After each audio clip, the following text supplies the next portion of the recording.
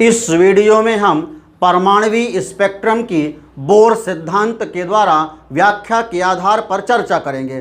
पर इसके पूर्व यदि आपने अभी तक चैनल को सब्सक्राइब नहीं किया है तो प्लीज़ चैनल को सब्सक्राइब कर लें। देखिए, जो कोई भी परमाणुवीय स्पेक्ट्रम होता है उसमें जो परमाणु होता है, आपको पता है कि परमाणु में ये नाभिक होता है, परमाणु में ये नाभिक होता है और इसके चारों ओर वृत्ताकार स्थायी ऊर्जा अवस्थाएं होती हैं। ये जो पहली ऊर्जा अवस्था है बोर मॉडल के अनुसार ये पहला कोश कहलाता है, इसके बाद ये दूसरा कोश कहलाता है, इसके बाद ये तीसरा कोश कहलाता है, इसके बाद ये चौथा कोश कहलाता है, इसके बाद ये पांचवा कोश कहलाता है, ये छठवां कोश कहलाता है, ये सातवां कोश कहलाता है, ये आठवां कोश कहलाता है। अब देखिए, इन कोशों को हम K, L, M, N, O, P, Q, R आदि से बस व्यक्त कर सकते हैं। अब देखिए, आपको पता है यदि हम हाइड्रोजन स्पेक्ट्रम की बात करें तो परमाणु स्पेक्ट्रम में, हाइड्रोजन स्पेक्ट्रम में केवल एक इलेक्ट्रॉन होता है। हाइड्रोजन परमाणु में केवल एक इलेक्ट्रॉन होता है। देखिए, हाइड्रोजन परमाणु का एक इलेक्ट्रॉन जो है, जब यह अपनी निश्चित कक्षा में घूमता है, अर्थात जब ये पहली कक्षा में घूमता है, तब इसके द्वारा ऊर्जा का उत्सर्जन या अवशोषण नहीं होता। जब कोई भी इलेक्ट्रॉन अपनी निश्चित ऊर्जा अवस्था में घूमता है तब इसके द्वारा किसी प्रकार का ऊर्जा का उत्सर्जन या अवशोषण नहीं होता। किंतु जब कोई इलेक्ट्रॉन उच्च ऊर्जा स्तर में जाता है, जब कोई भी इलेक्ट्रॉन उच्च ऊर्जा स्तर में जाता है तब यह ऊर्जा का अवशोषण करता है, तब यह ऊर्जा का अवशोषण करता है, और जब यह पुनः निम्न कक्षा में आता है तब यह ऊर्जा का उत्सर्जन करता है। यदि हम परमाणु स्पेक्ट्रम की बात करें तो उसमें क्या होता है कि जो ऊर्जा का उत्सर्जन या अवशोषण है, उसमें ऊर्जा का उत्सर्जन या अवशोषण जो है ये पूर्ण क्वांटम या क्वांटा गुणांक के रूप में होता है। इसलिए जो परमाणुवीय स्पेक्ट्रम होता है वो असतत होता है या रेखीय स्पेक्ट्रम होता है। परमाणुवीय स्पेक्ट्रम में ऊर्जा का उत्सर्जन या अवशोषण जो है वह पूर्ण क्वांटा या क्वांटा गुणांक के रूप में होता है। इसलिए जो स्पेक्ट्रम है वो रेखीय स्पेक्ट्रम या असतत स्पेक्ट्रम होता है। अब देखिए, हाइड्रोजन स्पेक्ट्रम में क्या होता है कि हाइड्रोजन जो है ये पहली कक्षा में होता है यहाँ पर, इसके बाद ये उच्चतर कक्षा में जाता है, या दूसरी, तीसरी, चौथी, पाँचवीं, छठवीं, सातवीं, आठवीं किसी भी जा सकता है। जब ये उच्चतर कक्षा में जाता है, किसी भी कक्षा में जाता है, तो वहाँ पर मात्र 10 की पावर -8 सेकंड ही ठहरता है, और ठहरने के बाद यह जो है पुनः निम्न कक्षा में आता है या अपनी कक्षा में आता है, निम्न कक्षा में आता है, और उस टाइम पर यह ऊर्जा का उत्सर्जन करता है। ये जो ऊर्जा का उत्सर्जन है यह जो भिन्न भिन्न क्षेत्रों में होता है। कुछ उत्सर्जन जो है पराबैंगनी क्षेत्र में होता है, कुछ अवरक्त क्षेत्र में होता है। तो देखिए, यहाँ पर यदि हम देखें तो जो इलेक्ट्रॉन है, एक इलेक्ट्रॉन जो है यह ऊर्जा का अवशोषण करके पहले जाता है, यदि हम माने तो आता है 8वीं कक्षा में, और जब ये वहाँ से लौटता है तो ऊर्जा का उत्सर्जन करते हुए पुनः आता है पहली कक्षा में आएगा। और यहाँ पर इस स्थिति में देखिए, इस स्थिति में जो है यहाँ पर हम माने कि अवरक्त क्षेत्र, यहाँ पर हम माने कि पराबैंगनी क्षेत्र है, अल्ट्रावायलेट रीजन, यदि हम माने कि यहाँ पर अल्ट्रावायलेट रीजन है, यहाँ पर मध्य में माने कि विजिबल रीजन है, और यहाँ पर हम माने कि इंफ्रारेड रीजन है, अर्थात ये पराबैंगनी क्षेत्र है, ये दृश्य क्षेत्र है और ये अवरक्त क्षेत्र है। तीन ही क्षेत्रों में जो है उसमें ऊर्जा का उत्सर्जन होता है। तो अब देखिए, जब ये 8वें कोश में जाता है और पुनः वापस लौटता है पहली कक्षा में, तब ये जो है पराबैंगनी किरणों का उत्सर्जन करता है, और उस स्थिति पर हमको जो श्रेणी प्राप्त होती है, पराबैंगनी क्षेत्र में जो श्रेणी प्राप्त होती है वो लाइमन श्रेणी होती है। यहाँ पर जो श्रेणी मिलती है ये होती है लाइमन श्रेणी, ये होती है लाइमन श्रेणी। और लाइमन श्रेणी की जो रेखाएं हैं, ये 8वें से पहले में आया, मान लिया यहीं पर आया इलेक्ट्रॉन, तो फिर इससे में पहले में आएगा। यदि यहाँ से लौट गया तो यहाँ आया। ये इस प्रकार से इलेक्ट्रॉन जो है, ये इस प्रकार से इलेक्ट्रॉन जो ये जो श्रेणी यहाँ पर हमें मिल रही है लाइमन श्रेणी कहलाती है। और लाइमन श्रेणी के लिए जो ये जो रेखाएं हैं, ये जो रेखाएं हैं ये लाइमन सीरीज की रेखाएं हैं। और लाइमन सीरीज की रेखाओं के लिए जो N1 है, N1 बराबर 1 होता है, चूँकि इलेक्ट्रॉन पहली कक्षा में आता है। N1 इक्वल टू 1 होता है और N2 इक्वल टू, अब N1 में इलेक्ट्रॉन दूसरी, तीसरी, चौथी, पाँचवीं, छठवीं, सातवीं, आठवीं किसे हो सकता है, तो N2 इक्वल टू जो है 2, 3, 4, 5, 6 आदि हो सकता है। ठीक है, तो लाइमन श्रेणी के लिए N1 इक्वल टू 1 होगा, ध्यान रखेंगे। और N2 इक्वल टू 2, 3, 4, 5, 6 आदि कुछ भी हो सकता है। और लाइमन श्रेणी जो है, लाइमन श्रेणी जो है ये पराबैंगनी क्षेत्र में प्राप्त होती है। इसलिए मुख्य बातों को ध्यान रखेंगे कि जो लाइमन श्रेणी है उसके लिए N1 इक्वल टू 1 होता है, N2 इक्वल टू 2, 3, 4, 5, 6 आदि होता है।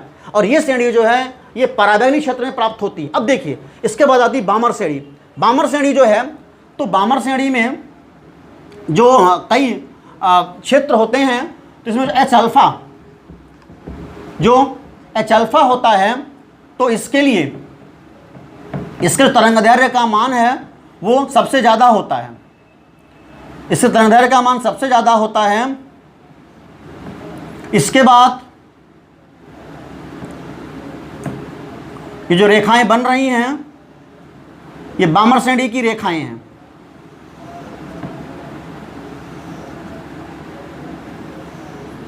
ये सॉरी, इसमें N2 इक्वल टू 2 होता है। ये रेखाएं जो हैं ये किसकी हैं, बामर श्रेणी की रेखाएं हैं। ये रेखाएं बामर श्रेणी की हैं जो विजिबल रीजन में प्राप्त होती हैं। इसमें H अल्फा जो है, तो H अल्फा की तरंगदैर्घ्य जो है, H अल्फा की तरंगदैर्घ्य जो है सबसे ज़्यादा होती है, 6500 के आसपास होती है। इसी प्रकार से फिर जो बाकी हैं, बाकी जो हैं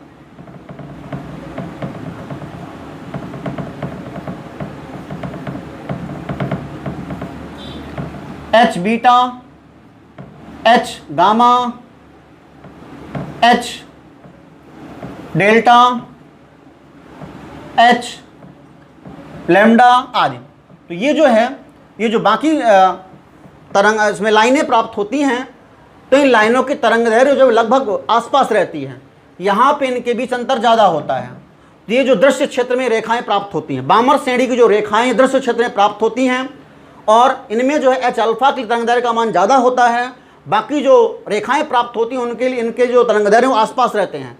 तो बामर श्रेणी की रेखाएं हैं। अब देखिए इन दो के बाद बामर श्रेणी की जो रेखा है उसके लिए N1 इक्वल टू क्या होगा, चूंकि लाइन अपनी दूसरी क्षेत्र में आ रही है, N1 इक्वल टू 2 होगा। N2 इक्वल टू क्या होगा, आ कहाँ से सकती हैं, तीसरी, चौथी, पाँचवीं, छठवीं आ सकती हैं। N2 इक्वल टू 3, 4, 5, 6, 7 आदि हो सकता है। अब हम चलते हैं पाश्चन श्रेणी की ओर। पाश्चन श्रेणी में क्या होगा कि ये इलेक्ट्रॉन जो है तीसरे कोष में आ सकता है, आता है, तीसरे कोष में आता है। ये कौन सी श्रेणी है, पाश्चन श्रेणी, पाश्चन सीरीज, ये पाश्चन श्रेणी है। यदि पाश्चन श्रेणी है तो इसके लिए N1 इक्वल टू क्या होगा, आपको दिखाई दे रहा है N1 बराबर 3 होगा, बामर के दिखाई दे रहा है कि 2 होगा, और लाइमन के लिए 1 होगा। आप देख पा रहे हैं कि लाइमन के लिए N1 इक्वल टू 1 है, बामर के N1 इक्वल टू 2 है, और यदि पाश्चन आया तो N इक्वल टू 3 हो गया, N1 बराबर 3 हो जाएगा। और N2 जो है ये 4, 5, 6, 7 आदि हो सकता है। इसके बाद चलते हैं, ये जो है श्रेणी अवरक्त क्षेत्र में प्राप्त होती है, ये श्रेणी अवरक्त क्षेत्र में प्राप्त होती है। इसके बाद चलते हैं ब्रैकेट और फुंड श्रेणी में। ब्रैकेट श्रेणी जो है ये, इसमें इलेक्ट्रॉन चौथे कोष में आता है।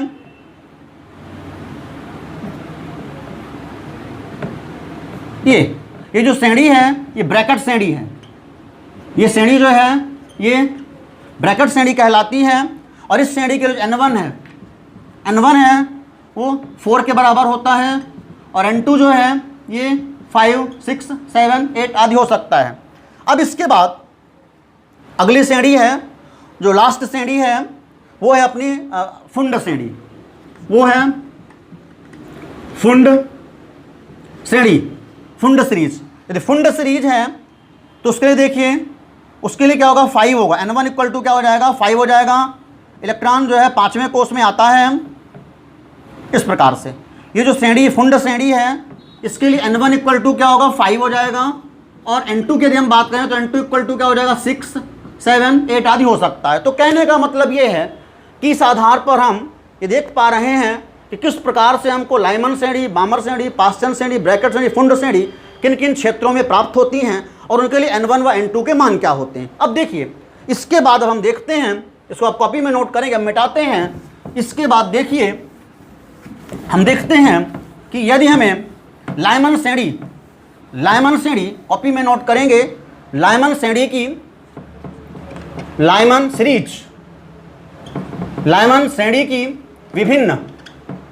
श्रेणी की विभिन्न रेखाओं की तरंग दैर्घ्य व तरंग संख्या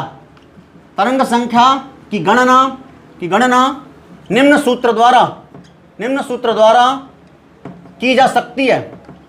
अब देखिए लाइमन श्रेणी की विभिन्न रेखाओं की तरंग दैर्घ्य व तरंग संख्या गणना निम्न सूत्र द्वारा कर सकते हैं। कौन सा सूत्र है, ये सूत्र होता है डेल्टा ई बराबर E2 माइनस E1। अब देखिए मैं आपको बता चुका हूं कि NV कक्षा के लिए NV कक्षा के लिए जो ऊर्जा है, किसी भी इलेक्ट्रॉन की NV कक्षा की जो ऊर्जा है वो होती है -2 पाई m e की power 4 upon n square h square. यह आपको मैं बता चुका हूं, NV कक्षा के इलेक्ट्रॉन की जो ऊर्जा है ये होती है -2 पाई m e की power 4 n square h square. इस वैल्यू को उठा करके हम यहाँ पे रख देंगे E2 E1 के स्थान पे, तो देखिए तब हो जाएगा डेल्टा ई बराबर E2 के स्थान पर हमने रखा -2 पाई m e की पावर 4 अपॉन, ये E2 है तो N2 हो जाएगा, N2 का square h square minus 2 pi m e की पावर 4 अपॉन N1 का स्क्वायर और h स्क्वायर। अब देखिए इतना हमने कर लिया इनकी वैल्यू को रख करके। अब इसके बाद हम क्या करते हैं, डेल्टा ई बराबर यहाँ से हम 2 पाई m e की पावर 4 अपॉन h स्क्वायर को कॉमन ले लेते हैं, तो हो जाता है 2 पाई m e की power 4 upon h square. Common लेने के बाद हम देखते हैं कि यहाँ पे अंदर क्या बचता है, अंदर बचता है 1 अपॉन, इसको पहले लिख लें, माइनस प्लस हो जाएगा 1 अपॉन n1 का स्क्वायर माइनस 1 अपॉन n2 का स्क्वायर। ये 2 पाई m e की पावर 4 h स्क्वायर अपॉन इतना हो जाएगा। अब देखिए यहाँ पर आप जानते हैं, मैं आपको बता चुका हूँ कि डेल्टा ई बराबर एक चीज़ और होती है, डेल्टा ई बराबर होता है HC अपॉन लैम्डा, ऐसा भी होता है। डेल्टा ई बराबर होता है HC अपॉन लैम्डा के, तो डेल्टा ई की वैल्यू उठा करके हम यहाँ पर रखेंगे, तो ये हो जाएगा HC upon lambda equal to हो जाएगा 2 पाई m e की पावर 4 अपॉन h स्क्वायर, बाकी है ही है 1 अपॉन n1 का स्क्वायर माइनस 1 अपॉन n2 का स्क्वायर। अब देखिए इसके बाद यहाँ पर हम क्या करते हैं कि जो अपना HC है इसको इधर ले आते हैं, तो यहाँ पर बचेगा केवल 1 अपॉन लैम्डा इक्वल टू ये हो जाएगा 2 पाई m e की power 4 upon h cube c into 1 upon n1 का स्क्वायर माइनस 1 अपॉन n2 का स्क्वायर। अब देखिए इसके बाद 1 अपॉन लैम्डा जो ये बराबर होता है v न्यू बार के या तरंग संख्या के, न्यू बार इक्वल टू हो जाता है 1 अपॉन लैम्डा बराबर 2 पाई m e की power 4 upon h cube c equal to 1 upon n1 का स्क्वायर माइनस 1 अपॉन n2 का स्क्वायर। अब देखिए मैं ऊपर थोड़ा सा मिटाता हूं। अब देखिए इसके बाद देखेंगे आपको पता होना चाहिए कि 2 पाई m e की पावर 4 h3 C जो है ये RH रिडबर्ग स्थिरांक के बराबर होता है। तो nu bar equal to 1 lambda equal to RH। यहाँ पर हम सीधे RH लिख सकते हैं। ये हाइड्रोजन का रिडबर्ग कांस्टेंट होता है RH 1 N1 का स्क्वायर माइनस 1 N2 का स्क्वायर। अब देखिए यहां पर इतना करने के बाद यहां पर हम लिख सकते हैं चूंकि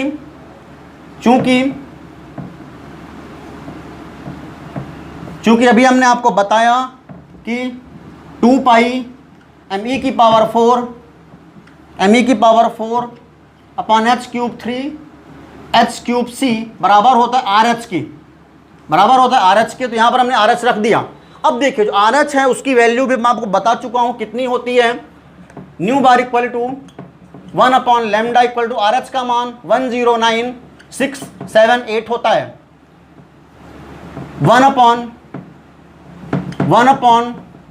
N1 का स्क्वायर माइनस N2 का स्क्वायर, 1 N1 का स्क्वायर माइनस N2 का स्क्वायर सेंटीमीटर इनवर्स। ये जो सूत्र है, इस सूत्र के द्वारा